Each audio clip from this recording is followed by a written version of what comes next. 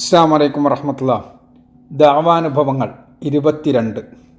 അന്തമാൻ ജീവിതം വാശിയിൽ വിരിഞ്ഞ 4.5 വർഷങ്ങൾ. 1-ാം ഭാഗം.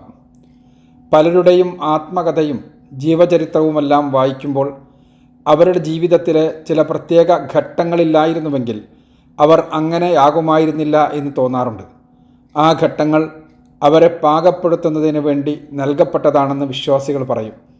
ജീവിതത്തിന് കാര്യമായ വഴിത്തിരിവുകളുണ്ടാക്കിയ ഘട്ടങ്ങൾ എന്തെങ്കിലും ജീവിതത്തിൽ ഉണ്ടായിട്ടുണ്ടോ എന്നും ഉണ്ടെങ്കിൽ അതെന്താണെന്നും എന്നോട് ചോദിച്ചാൽ പറയാനാവുക ഉണ്ടെന്നും അത് അന്തമാൻ ദ്വീപിൽ ജീവിച്ച 4.5 വർഷങ്ങളായിരുന്നുവെന്നുമായിരിക്കും. അന്തമാനിൽ ജീവിച്ച 4.5 വർഷങ്ങളാണ് എൻ്റെ വ്യക്തിത്വത്തെ ഇന്ന് കാണുന്ന രീതിയിലേക്ക് പരുവപ്പെടുത്തിയതെന്നാണ് എനിക്ക് തോന്നിയിട്ടുള്ളത്. പ്രവാസ ജീവിതമെന്തെന്ന് പഠിച്ചത് അന്തമാനിൽ നിന്നാണ്. ഗൾഫ് പ്രവാസമൊന്നും അന്തമാൻ പ്രവാസത്തോട് ഒരു തലത്തിലും താരതമ്യത്തിന് പറ്റുകയില്ലെന്ന് പിൽക്കാലത്തെ ഗൾഫ് യാത്രകൾ ബോധ്യപ്പെടുത്തി. മറ്റു താൽപ്പര്യങ്ങളോ ലക്ഷ്യങ്ങളോ ഇല്ലാതെ അള്ളാഹുവിനു വേണ്ടി മാത്രം പരസ്പരം സ്നേഹിക്കുന്ന കുറേ നല്ല മനുഷ്യരെ അന്തമാൻ നൽകി. അതിൽ ആണുങ്ങളും പെണ്ണുങ്ങളുമുണ്ട്. സർക്കാർ സ്ഥാപനങ്ങളിലുള്ള അധ്യാപനത്തിൻ്റെ പ്രായോഗികമായ അറിവുകൾക്ക് തുടക്കം കുറിച്ചത് അന്തമാനിൽ നിന്നാണ്. ഒന്നുമില്ലായ്മയിൽ നിന്ന് കൂട്ടായ്മയുണ്ടാക്കുവാനും അതിൻ്റെ സംഘാടനം നിർവഹിക്കുവാനുമുള്ള പാഠവും നൽകിയതും അവിടുത്തെ അനുഭവങ്ങൾ തന്നെ. കോടതി വ്യവഹാരങ്ങൾ എങ്ങനെയെന്ന് മനസ്സിലാക്കാനുള്ള ആദ്യത്തെ അനുഭവ പാഠം അന്തമാനിൽ നിന്നാണ്. മനുഷ്യരുടെ കഷ്ടതകളുടെ ആഴമെത്രയാണെന്ന് അറിയാനുള്ള മനസ്സും ആ രംഗത്ത് ആരുമറിയാതെ തന്നെ പലതും ചെയ്യാനാകുമെന്ന അനുഭവവും നൽകിയതും അന്തമാൻ തന്നെ. മലയാളത്തിലും ഇംഗ്ലീഷിലും മാത്രമായി ഒതുങ്ങി നിന്നിരുന്ന സംവേദനങ്ങളിൽ നിന്ന് ഇന്ത്യയിലെ ഏറ്റവും അധികം പേർ വ്യവഹരിക്കുന്ന ഹിന്ദി ഉറുദു ഭാഷകളിലേക്ക് കൂടി അറിവന്വേഷണവും സംവേദനങ്ങളും വ്യാപിപ്പിക്കാനുള്ള ശേഷിയുണ്ടായതും അവിടെ നിന്നാണ്. മലയാളികളിൽ ഒതുങ്ങി നിന്നിരുന്ന സൗഹൃദ വലയത്തിൽ നിന്ന് മറ്റു ഭാഷകൾ സംസാരിക്കുന്നവരെ അടുത്ത് പരിചയപ്പെടുകയും സുഹൃത്തുക്കളാക്കുകയും ചെയ്യാനുള്ള ആദ്യത്തെ അവസരമുണ്ടാക്കിയതും അന്തമാനാണ്. പ്രണയത്തിൻ്റെയും ഇണജീവിതത്തിൻ്റെയും നാമ്പുകൾ പ്രായോഗിക ജീവിതത്തിലേക്ക് വിരിഞ്ഞതുപോലും അന്തമാനിലുള്ളപ്പോഴാണ്. അന്തമാനിലെ 4.5 വർഷങ്ങൾ നൽകിയ ഏറ്റവും പ്രധാനപ്പെട്ട നിധി വായിക്കാനും പഠിക്കാനുമായി ഇഷ്ടം പോലെ സമയം നൽകിയെന്നതാണ്. അങ്ങനെ പലതും. തിരൂരങ്ങാടി PSMO കോളേജിലെ ബിരുദകാലത്തിന് ശേഷം അതിനടുത്ത് തന്നെയുള്ള ഒരു പാരലൽ കോളേജ് അഥവാ തിരൂരങ്ങാടി ആർട്സ് കോളേജിൽ ഫിസിക്സും ഇംഗ്ലീഷും പഠിപ്പിച്ചു കൊണ്ടിരിക്കവെയാണ് അന്തമാനിൽ പോകാൻ താൽപ്പര്യമുണ്ടോ എന്നന്വേഷിച്ചുകൊണ്ടുള്ള AP അബ്ദുൽ ഖാദർ മൗലവിയുടെ ഫോൺ കോൾ വരുന്നത്. മുജാഹിദ് പ്രസ്ഥാനത്തിൽ എനിക്ക് കാര്യമായ വ്യക്തിബന്ധങ്ങളൊന്നുമില്ലാത്തയാളായിരുന്നു AP.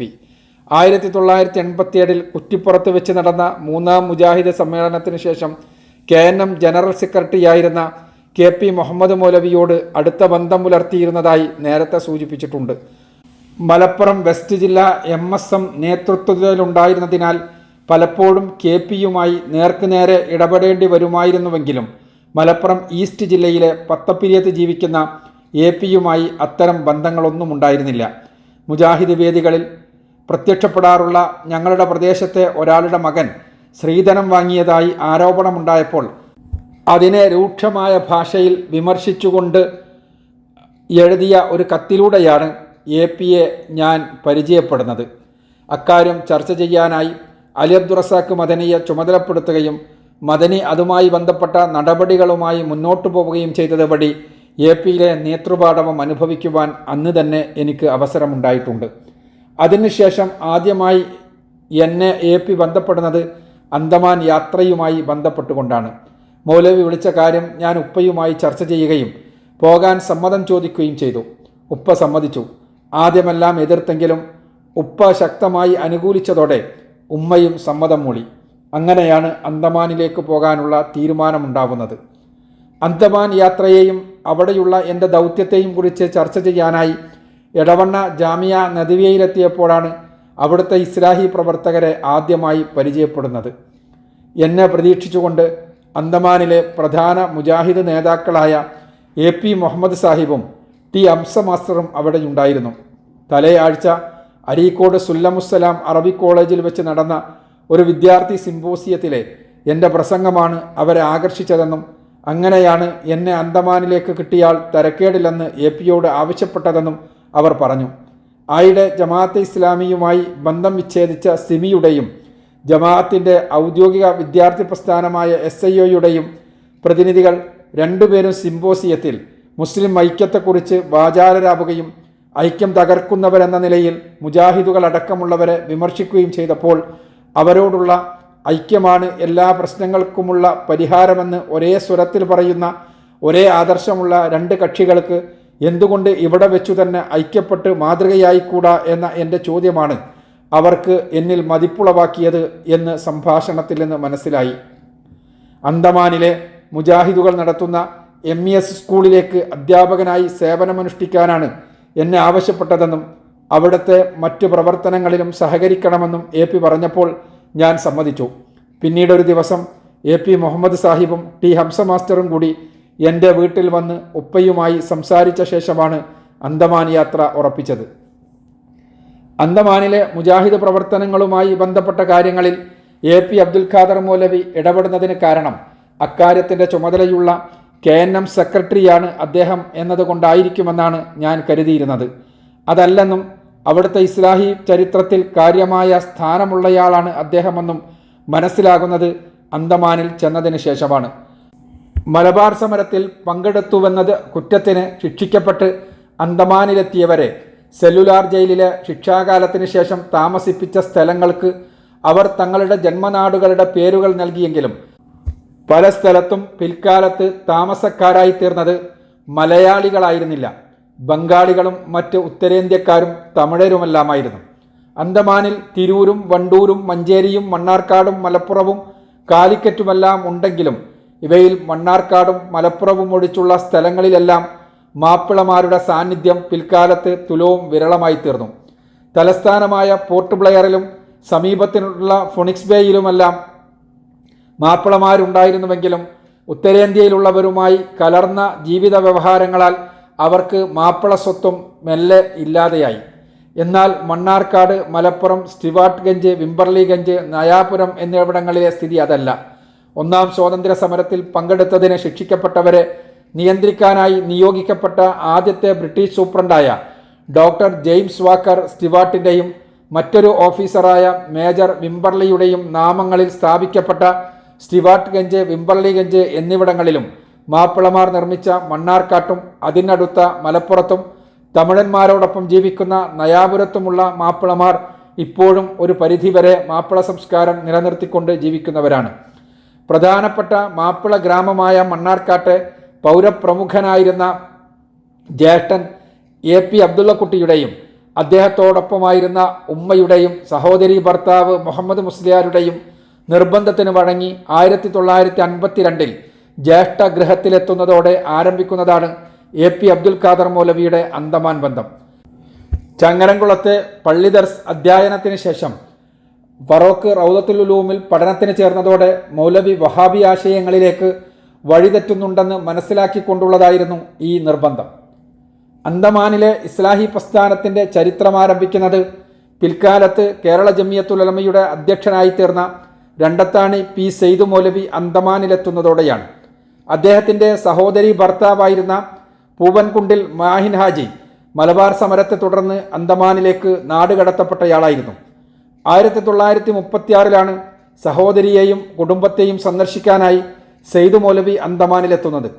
ഗുരുവായിരുന്ന പ്രസിദ്ധ പണ്ഡിതൻ പറപ്പൂർ അബ്ദുറഹ്മാൻ മൗലവിയിൽ നിന്ന് നവോത്ഥാന ആശയങ്ങൾ മനസ്സിലാക്കിക്കൊണ്ടിരുന്ന കാലത്തായിരുന്നു സെയ്ദ് മൗലവിയുടെ അന്തമാൻ യാത്ര. അദ്ദേഹം നടത്തിയ ഖുർആൻ ഹദീസ് ക്ലാസുകളായിരുന്നു അന്തമാനിലെ ആദ്യത്തെ ഇസ്ലാഹി പ്രവർത്തനം. നവോത്ഥാനാശയങ്ങളോട് വിരോധമുണ്ടായിരുന്ന സഹോദരി ഭർത്താവ് മാഹിൻ ഹാജി അറിയാതെയായിരുന്നു ആദ്യമെല്ലാം ഈ ക്ലാസുകൾ നടന്നിരുന്നത്.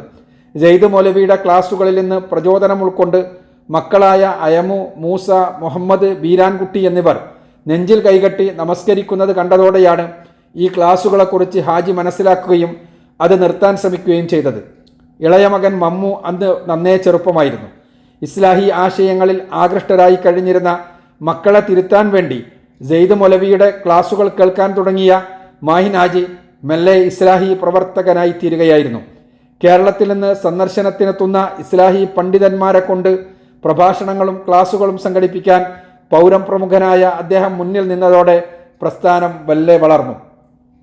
1947 പോർട്ട് ബ്ലെയറിലെ അബർഡീൻ ബസാറിൽ സ്ഥാപിച്ച മലബാർ മുസ്ലിം ജമാഅത്തിന്റെ ഉദ്ഘാടനത്തോടനുബന്ധിച്ച് നടന്ന റാലിയിൽ മുഖ്യാതിഥിയായി കുതിരപ്പുറത്ത് മുന്നിലുണ്ടായിരുന്നത് അദ്ദേഹമായിരുന്നുവെന്ന വസ്തുത മാപ്പിളമാർക്കിടയിൽ മാഹിൻ ഹാജിക്കുണ്ടായിരുന്ന സ്ഥാനം വ്യക്തമാക്കുന്നതാണ്.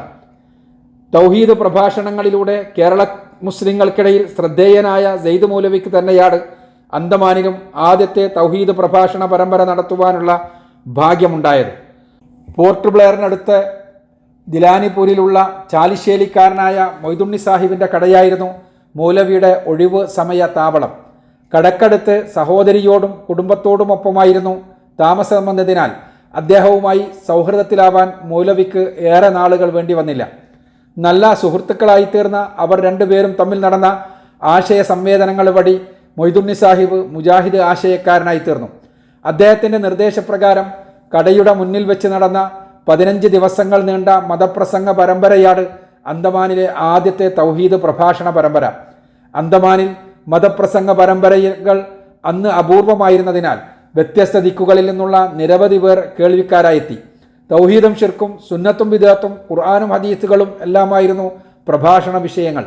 മദ്രസ അധ്യാപകനായി ജോലി നോക്കിയിരുന്ന നിലമ്പൂർക്കാരനായ അബ്ദുള്ളക്കുട്ടി മുസ്ലിയാർ ഈ പ്രഭാഷണ പരമ്പരയെ വിമർശിക്കുകയും അതിനെതിരെ ആളുകളെ സംഘടിപ്പിക്കുകയും ചെയ്തുവെങ്കിലും പരമ്പര കലക്കുവാൻ സഹൃദയരായ നാട്ടുകാർ സമ്മതിച്ചില്ല.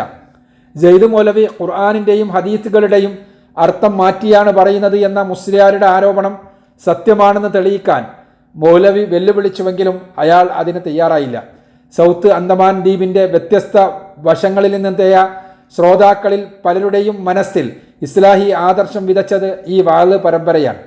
അതിനുശേഷം അന്തമാൻ മലയാളികളുടെ കേന്ദ്രങ്ങളായ സ്റ്റുവാർട്ട്ഗഞ്ചിലും വിംബർലിഗഞ്ചിലും മറ്റുമെല്ലാം നടത്തിയ മൗലവിയുടെ പ്രഭാഷണങ്ങൾ നിരവധി പേർക്ക് ഇസ്ലാഹി ആദർശത്തിലേക്കുള്ള വാതിലായിത്തീർന്നു. 3 മാസങ്ങൾ നീണ്ട സെയ്ദ് മൗലവിയുടെ അന്തമാൻ വാസം അക്ഷരാർത്ഥത്തിൽ തന്നെ ഒരു ആദർശ പര്യടനമായി തീർന്നുവെന്ന് പറയാം. അന്തമാനിൽ മുജാഹിദ് പ്രസ്ഥാനത്തിന് അടിത്തറ പണിത ആദർശ പര്യടനം. തലസ്ഥാനമായ പോർട്ട് ബ്ലെയറിൽ ബ്രിട്ടീഷുകാരുടെ സഹായത്തോടെ നിർമ്മിക്കപ്പെട്ട ഏതാനും പള്ളികളിൽ ജുമാ ഉണ്ടായിരുന്നുവെങ്കിലും അവിടുത്തെ ഖത്തീബുമാർ ഹനഫി മദ്ഹബുകാരായിരുന്നതിനാൽ മലയാളികളൊന്നും അവിടെ ജുമാക്ക് പോകാറുണ്ടായിരുന്നില്ല. മണ്ണാർക്കാട്, സ്റ്റുവാർട്ട്ഗഞ്ച്, വിംബർലിഗഞ്ച് എന്നീ മലയാളി ഗ്രാമങ്ങളിലുള്ള പള്ളികളിൽ വെള്ളിയാഴ്ച ഉച്ചക്ക് 40 ആളുകൾ തികയാത്ത സാഹചര്യമായിരുന്നതിനാൽ ജുമാ നടത്താതെ ളുഹർ നമസ്കരിച്ച് പിരിയുന്ന സമ്പ്രദായമായിരുന്നു നിലനിന്നിരുന്നത്. സെയ്ദ് മൗലവിയുടെ ശ്രമഫലമായാണ് അന്തമാൻ മലയാളികൾക്കിടയിൽ ആദ്യമായി ജുമാ ആരംഭിച്ചത്. 1936 സംഭവം. നാട് കടത്തപ്പെട്ട മുസ്ലിങ്ങൾ എപ്പോഴും നാട്ടിലേക്ക് തിരിച്ചു പോകാൻ ഒരുങ്ങി നിൽക്കുന്നവരാണ് എന്നതിനാൽ അവർക്ക് ജുമാ നിർബന്ധമില്ല എന്നായിരുന്നു അന്ന് അന്തമാനിലുള്ളവരുടെ പൊതുവായ വീക്ഷണം. നിർബന്ധമാണെന്ന് കരുതുന്നവരുണ്ടായിരുന്നുവെങ്കിലും അവരുടെ സ്വരം ദുർബലമായിരുന്നു. അന്തമാനിൽ ജീവിക്കുന്നവർക്കും ജുമാ നിർബന്ധമാണെന്ന് പ്രാമാണികമായി സ്ഥാപിച്ചുകൊണ്ട് ക്ലാസുകളും പ്രഭാഷണം നടത്തിക്കൊണ്ടാണ് സെയ്ദ് മൗലവി ശ്രദ്ധിക്കപ്പെടുന്നത്. അന്ന് എല്ലാവരാലും അംഗീകരിക്കപ്പെട്ടിരുന്ന പ്രമുഖ പണ്ഡിതൻ KM മൗലവിയുടെ ഫത്വ സംഘടിപ്പിക്കുകയും തൻ്റെ വാദത്തിനനുകൂലമായി അദ്ദേഹം അത് അവതരിപ്പിക്കുകയും ചെയ്തു. താമസക്കാരാണെങ്കിലും അന്തമാനിലുള്ളവർക്ക് ജുമാ നിർബന്ധമാണെന്നും അതിന് 40 പേർ സദസ്സിലുണ്ടാകണമെന്ന് നിബന്ധനയില്ലെന്നും സ്ഥാപിച്ചുകൊണ്ട് ഉള്ളതായിരുന്നു ഫത്വ. ഈ ഫത്വയുടെ അടിസ്ഥാനത്തിലാണ് സ്റ്റുവാർട്ട്ഗഞ്ചിലെ ഖാദിരിയ മസ്ജിദിൽ അന്തമാനിലെ ആദ്യത്തെ മലയാളികളുടെ ഖുതുബ ആരംഭിച്ചത്. 12 പേരാണ് അവിടുത്തെ ആദ്യത്തെ ജുമാക്കുണ്ടായിരുന്നത്. അവിടെയുള്ള പള്ളികളിലെല്ലാം ഇന്ന് ജുമാ നടക്കുന്ന സ്ഥിതിയുണ്ടായതിന് കാരണം സെയ്ദ് മൗലവി തുടങ്ങിവെച്ച ബോധവൽക്കരണ പ്രവർത്തനമായിരുന്നു. നബാത്തിയ ഖുതുബയാണ് അന്നെല്ലാം പള്ളികളിൽ ഓതാറുണ്ടായിരുന്നതെങ്കിലും പല പള്ളികളിലും ഖുതുബ ഓതി പരിഭാഷപ്പെടുത്തുന്ന സമ്പ്രദായമുണ്ടായിരുന്നു. സെയ്ദ് മൗലവിക്ക് ശേഷം അന്തമാനിലെത്തിയ ഏനു മൗലവിയാണ് ഈ പരിഭാഷാ സമ്പ്രദായത്തിന് തുടക്കം കുറിച്ചത്. കരുവാരക്കുണ്ടുകാരനായ മുഹമ്മദ് ഷെഡു മൗലവിയുടെ ആഗമനമാണ് അന്തമാനിൽ ഇസ്ലാഹി ആദർശത്തിൻ്റെ പ്രചാരണത്തിന് കാരണമായി തീർന്ന പ്രധാനപ്പെട്ട സംഭവങ്ങളിൽ മറ്റൊന്ന്. ഉമറാബാദിലെ ജാമിയ ദാറുസ്സലാമിൽ നിന്ന് പഠനം പൂർത്തിയാക്കിയ സ്വന്തം പ്രദേശത്ത് തിരിച്ചെത്തിയ അദ്ദേഹം നാട്ടുകാരുടെ എതിർപ്പുകളിൽ നിന്നും ബഹിഷ്കരണങ്ങളിൽ നിന്നും ആക്രമണങ്ങളിൽ നിന്നും രക്ഷപ്പെടാനായാണ് അന്തമാനിലേക്ക് കപ്പൽ കയറിയത്. ഖുർആനും സുന്നത്തും അനുസരിച്ച് കൂട്ടുകാരെയും കുടുംബക്കാരെയും നാട്ടുകാരെയും ബോധവൽക്കരിക്കാൻ ശ്രമിച്ചുവെന്നതായിരുന്നു അദ്ദേഹത്തിൻ്റെ കുറ്റം. 1939 അന്തമാനിലെത്തിയ മുഹമ്മദ് ഷെഡു മൗലവിയെ സ്വീകരിക്കുകയും പ്രവർത്തനങ്ങൾക്കുള്ള സൗകര്യങ്ങൾ ചെയ്തു കൊടുക്കുകയും ചെയ്തത് മാഹിൻ ഹാജിയും മക്കളുമായിരുന്നു. അദ്ദേഹത്തിൻ്റെ ഖുർആൻ ഹദീസ് ക്ലാസ്സുകളിലൂടെ നിരവധി പേർ ഇസ്ലാഹി ആദർശത്തിലെത്തിച്ചേർന്നു. പോർട്ട് ബ്ലെയറിലും പരിസര പ്രദേശങ്ങളിലുമുള്ള വ്യത്യസ്ത സ്ഥലങ്ങളിൽ വെച്ച് നടക്കുന്ന ക്ലാസുകളുടെ സംഘാടനത്തിന് മുന്നിലുണ്ടായിരുന്നത് മാഹിൻ ഹാജിയുടെ മൂത്ത മക്കളായ അയമു സാഹിബും മൂസാഭായിയുമായിരുന്നു. മതപ്രബോധകനായിരുന്നതോടൊപ്പം തന്നെ നല്ലൊരു കച്ചവടക്കാരനുമായിരുന്നു മൗലവി. അന്തമാൻ മാപ്പിളയായ മാട്ടുമ്മൽ അഹമ്മദ് കുട്ടിയുടെ മൂത്ത മകൾ ആയിഷയെ വിവാഹം ചെയ്തതോടെ അദ്ദേഹം പൂർണ്ണമായ അന്തമാൻകാരനായി തീർന്നു. നാട്ടിൽ നിന്നെത്തി അന്തമാനിൽ നിന്ന് കുടുംബജീവിതം തുടങ്ങുകയും അങ്ങനെ കുടുംബസമേതം ഇവിടെ സ്ഥിരതാമസമാക്കുകയും ചെയ്ത ആദ്യത്തെ ഇസ്ലാഹി പണ്ഡിതൻ മുഹമ്മദ് ഷെഡു മൗലവിയാണ്. ഇസ്ലാഹി ആദർശ പ്രബോധനത്തോടൊപ്പം തന്നെ ദേശീയ പ്രസ്ഥാനത്തിലും സജീവമായിരുന്നു അദ്ദേഹം. 1957 ആദ്യമായി പോർട്ട് ബ്ലെയർ മുനിസിപ്പാലിറ്റി നിലവിൽ വന്നപ്പോൾ കോൺഗ്രസ് ടിക്കറ്റിൽ മത്സരിച്ച് ജയിച്ച അദ്ദേഹം 1959 മുതൽ 65 വരെ ഹോം മിനിസ്ട്രിയുടെ ഉപദേശക സമിതി അംഗമായിരുന്നു. 1933 അന്തമാനിലെത്തിയ എൻ്റെ മൂത്താപ്പ മേലേവീട്ടിൽ കോയക്കുട്ടി എന്ന മുഹമ്മദ് സെയ്ദ് മൗലവിയുടെ ക്ലാസുകൾ നടന്നിരുന്ന കാലം മുതൽ തന്നെ ആദർശ രംഗത്തുണ്ടായിരുന്ന ആളായിരുന്നുവെങ്കിലും ദേശീയ പ്രസ്ഥാനത്തിൻ്റെ പ്രവർത്തനങ്ങളിലായിരുന്നു അദ്ദേഹം പ്രധാനമായും സമയം ചെലവഴിച്ചിരുന്നത്. മുഹമ്മദ് ഷെഡു മൗലവിയുടെ ആഗമനത്തോടെ അദ്ദേഹത്തിൻ്റെ സ്ഥിരം ശ്രോതാവും ക്ലാസുകളുടെ സംഘാടനത്തിന് മുന്നിൽ നിന്നയാളുകളിൽ ഒരാളുമായി മൂത്താപ്പ മാറിയെങ്കിലും ഇസ്ലാഹി പ്രസ്ഥാനത്തിൽ നേതൃപരമായ പങ്കുകളൊന്നും അദ്ദേഹം വഹിച്ചതായി മനസ്സിലാകുന്നില്ല. നിലമ്പൂരിലെ പോക്കു മൗലവിയെപ്പോലെയുള്ള പലരും ദീർഘകാലം ഖത്തീബുമാരും ഇമാമുമാരും മദ്രസാധ്യാപകരുമായി അന്തമാനിൽ സേവനമനുഷ്ഠിച്ചിട്ടുണ്ടെങ്കിലും അവരെക്കുറിച്ച് കൂടുതൽ വിവരങ്ങൾ ഉപലബ്ധമല്ല. ഇതിനിടയിൽ 1952 എ പി അബ്ദുൽ ഖാദർ മൗലവി ജ്യേഷ്ഠന്മാരുടെയും സഹോദരിമാരുടെയും അഭ്യർത്ഥന മാനിച്ച് അന്തമാനിലെത്തുന്നത്. എ പിയുടെ ജ്യേഷ്ഠന്മാരും സഹോദരിമാരും കുടുംബവും 1950 മുതൽ തന്നെ അന്തമാനിൽ താമസമാക്കുകയും ഉമ്മയെ അങ്ങോട്ട് കൊണ്ടുപോവുകയും ചെയ്തിരുന്നു. പള്ളി ദർസുകളിലെ പഠനത്തിന് ശേഷം ഫറൂഖ് റൗളത്തുൽ ഉലൂമിൽ ചേർന്ന് പഠിക്കാൻ ആരംഭിച്ചതോടെ ഇസ്ലാഹി ആദർശത്തിലേക്ക് അദ്ദേഹം ആകൃഷ്ടനായിക്കൊണ്ടിരിക്കുന്നതായി അന്തമാനിലെ അദ്ദേഹത്തിൻ്റെ കുടുംബക്കാർക്ക് മനസ്സിലായി. തങ്ങളുടെ സഹോദരനെ ഇസ്ലാഹി പ്രസ്ഥാനത്തിൽ നിന്ന് രക്ഷപ്പെടുത്തുക എന്ന ലക്ഷ്യത്തോടെയാണ് ഉമ്മയോടൊപ്പം താമസിക്കാനെന്ന് പറഞ്ഞ് അവർ അദ്ദേഹത്തെ അന്തമാനിലേക്ക് വരുത്തിയത്. സഹോദരി ഭർത്താവ് മുഹമ്മദ് മുസ്ലിയാരുടെ നിർദ്ദേശപ്രകാരം നയാപുരം മസ്ജിദിലാണ് എ പി ആദ്യമായി ഖത്തീബായി സേവനമനുഷ്ഠിക്കുന്നത്. മഹാശറ വിളിക്ക് കാത്തു നിൽക്കാതെ മിമ്പറിൽ കയറി സലാം ചൊല്ലി ബാങ്ക് വിളിക്കുന്നതും മലയാളത്തിലുള്ള ഖുതുബയിൽ പതിവ് ശൈലിയിൽ നിന്ന് വ്യത്യസ്തമായ രീതിയിൽ ശുദ്ധ മലയാളത്തിലുള്ള തഖ്വയുടെ ഉപദേശം നടത്തുന്നതുമെല്ലാം ആ മഹല്ലിൽ അദ്ദേഹത്തെ അനഭിമതനാക്കി. 3 മാസങ്ങൾ മാത്രമേ അദ്ദേഹത്തെ സഹിക്കാൻ ആ മഹല്ല് നിവാസികൾക്ക് കഴിഞ്ഞുള്ളൂ. കുറേയേറെ മലയാളികൾ വസിക്കുന്ന സ്റ്റിവാർട്ട് ഗഞ്ചിലെ ഖാദിരിയ മസ്ജിദിൽ ഇമാമായി സേവനമനുഷ്ഠിക്കാൻ അവിടെയുള്ള സുഹൃത്തുക്കൾ ആവശ്യപ്പെട്ടത് ഈ ഒരു സാഹചര്യത്തിലാണ്. 1 വർഷമെങ്കിലും അവിടെ ഖുതുബ പറയാൻ തന്നെ അനുവദിക്കണമെന്ന നിബന്ധനയിലാണ് എ പി ഖത്തീബായി ചുമതലയേറ്റത്. ശമ്പളമൊന്നും തന്നില്ലെങ്കിലും 1 വർഷത്തിനിടയിൽ തന്നെ പിരിച്ചുവിടരുതായിരുന്നു എ പിയുടെ നിബന്ധന. അനാചാരങ്ങളെ തുറന്നെതിർക്കാനും തൗഹീദ് പച്ചയായി പറയാനും തുടങ്ങിയതോടെ അവിടെയും ഏറെ നാൾ ഖത്തീബായി തുടരാൻ അദ്ദേഹത്തിന് കഴിഞ്ഞില്ലെന്നാണ് പഴമക്കാരിൽ നിന്ന് ലഭിച്ച വിവരം. തങ്ങളുടെ ഉപദേശങ്ങൾക്ക് സഹോദരൻ വഴങ്ങുന്നില്ലെന്ന് വന്നതോടെ ജ്യേഷ്ഠന്മാരുടെയും സഹോദരി ഭർത്താക്കളുടെയും കുടുംബങ്ങൾ എ പി അബ്ദുൽ ഖാദർ മൗലവിയെ ബഹിഷ്കരിക്കാൻ ആരംഭിച്ചു. പള്ളി മെഹ്റാബിൽ മോഹാലസ്യപ്പെട്ട് വീഴുന്ന തലത്തിലേക്ക് അക്കാലത്തെ ദാരിദ്ര്യം അദ്ദേഹത്തെ നയിച്ചതായി പഴമക്കാർ പറയുന്നത് കേട്ടിട്ടുണ്ട്. ജീവസന്ധാരണത്തിനുള്ള മാർഗം കണ്ടെത്തുന്നതിനായി മൗലവി ചെയ്തത് തയ്യൽ ജോലിയാണ്. ഇതിനായി മണ്ണാർക്കാടിനടുത്തുള്ള റൈറ്റ് മ്യൂവിലെ ഒരു തയ്യൽ വിദഗ്ധനിൽ നിന്ന് എ പി തയ്യൽ പണി അഭ്യസിച്ചു. വിംബർലിഗഞ്ചിൽ ഒരു തയ്യൽ കട തുറന്നത് ഈ പശ്ചാത്തലത്തിലാണ്. അദ്ദേഹത്തിൻ്റെ വായനയുടെയും പഠനത്തിൻ്റെയും പ്രബോധനത്തിൻ്റെയുമെല്ലാം കേന്ദ്രം ആ തയ്യൽ കടയായിരുന്നു. ഇസ്ലാഹി പ്രബോധനത്തോടൊപ്പം തന്നെ ദേശീയ പ്രസ്ഥാനത്തിനും സജീവമായിരുന്നു മൗലവി. 1954 വിജയ് പാൽ സിംഗ് എന്ന കോൺഗ്രസ് നേതാവ് അന്തമാനിലെത്തിയപ്പോൾ അദ്ദേഹത്തെ സ്വീകരിക്കാനും കോൺഗ്രസ് പാർട്ടി രൂപീകരിക്കാനും മൗലവിയായിരുന്നു മുന്നിൽ നടന്നത്. അവിടുത്തെ ആദ്യത്തെ കോൺഗ്രസ് കമ്മിറ്റി സെക്രട്ടറിയായി തിരഞ്ഞെടുക്കപ്പെട്ടത് എ പി ആയിരുന്നു. ജ്യേഷ്ഠൻ എ പി അബ്ദുള്ളക്കുട്ടി സാഹിബ് അടക്കമുള്ള അന്ന് അവിടെയുണ്ടായിരുന്ന അന്തമാൻ അസോസിയേഷൻ ഭാരവാഹികളുടെ എതിർപ്പ് നേരിട്ടുകൊണ്ടാണ് കോൺഗ്രസ് കമ്മിറ്റി രൂപീകരിക്കുകയും ഭാരവാഹിയാവുകയും ചെയ്തത്. പിന്നീട് അന്തമാൻ അസോസിയേഷനെ കോൺഗ്രസിൽ ലയിപ്പിക്കുന്നതിലും വിജയിക്കാൻ അദ്ദേഹത്തിന് കഴിഞ്ഞു. 5 വർഷങ്ങളായുള്ള തയ്യൽ പണി വഴി അത്യാവശ്യം പണം സമ്പാദിച്ച ശേഷമാണ് ഫറൂഖ് റൗളത്തുൽ ഉലൂമിൽ തുടർ പഠനത്തിന് പോകാൻ എ പി തീരുമാനിച്ചത്. 1952 വന്നത് മുതൽ 1958 ഫറൂഖ് റൗളത്തുൽ ഉലൂമിൽ പഠനത്തിന് പോകുന്നത് വരെയുള്ള 5 വർഷക്കാലം തുടർച്ചയായി അന്തമാനിലുണ്ടായിരുന്ന അദ്ദേഹം ജ്യേഷ്ഠനോടൊപ്പം വന്ന ശേഷമുള്ള ആദ്യത്തെ ഏതാനും മാസങ്ങൾ കിഴിച്ചുള്ള കാലത്ത് ചിലവിനുള്ള വക കണ്ടെത്തിയത് തയ്യലിലൂടെയായിരുന്നു. അക്കാലത്ത് ഷെഡുമൗലവിയുടെ പ്രധാനപ്പെട്ട പ്രബോധന മേഖല പോർട്ട് ബ്ലെയറും പരിസര പ്രദേശങ്ങളുമായിരുന്നെങ്കിൽ AP-യുടേത് സ്റ്റുവാർട്ട്ഗഞ്ചും വിംബർലിഗഞ്ചും പരിസര പ്രദേശങ്ങളുമായിരുന്നു. കുടുംബത്തിൻ്റെ ബഹിഷ്കരണത്തിലായിരുന്ന അദ്ദേഹം അന്തമാനിലുള്ള ഇസ്ലാഹി പ്രവർത്തകരുടെ സഹകരണത്തോടെയാണ് 1958 റൗദത്തുൽ ഉലൂമിലെ തുടർ പഠനം ലക്ഷ്യമാക്കി കപ്പൽ കയറുന്നത്. ഇത് തുടരും ഇൻഷാ അല്ലാഹ്.